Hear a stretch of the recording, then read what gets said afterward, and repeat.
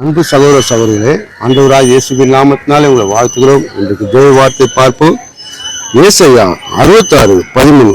ஒருவனை அவன் தாய் தேற்றுவது போல நான் உங்களை தேற்றுவேன், நீங்கள் எருசலேமில் தேற்றப்படுகிறீர்கள்.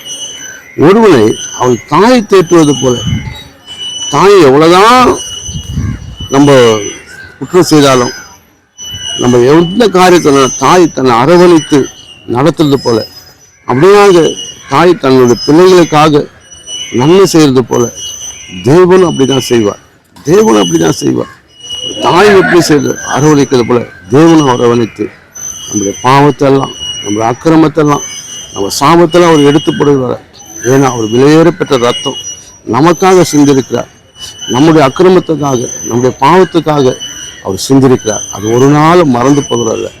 ஏன்னா தன் தாய் தேற்றுவது போல அவர் தேற்றுகிற தேவன். அப்படியாக இன்றைக்கு உனக்காக அவர் மரித்திருக்கிறார். உனக்காக அவர் மரித்திருக்கிறார்.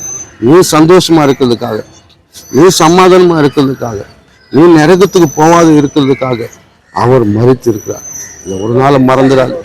அவர் தேற்றுகிறத மறந்துடாது. அவர் ஆற்றுகிறத மறந்துடாது. உனக்காக அதிகாயங்கள் பட்டிருக்கிறார். முழுமுடி சுமந்திருக்கிறார். ஒரு நாள் மறந்து போகாத. தேவன் உன்னை ஆசீர்வதிப்பாராக. ஆமென்.